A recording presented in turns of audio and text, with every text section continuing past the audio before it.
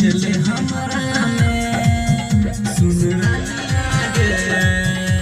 कि कमी चले हमारा में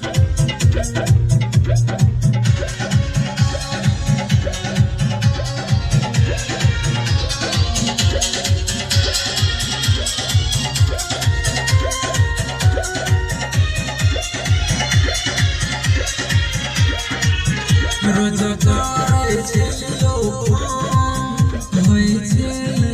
खूबे बात हरदम रहै छलिए दीदी सब बुझै छलै हो रोज करे छलियो होय छले खूबे बात तो छोड़ देलही गे अब हम कोना जीबै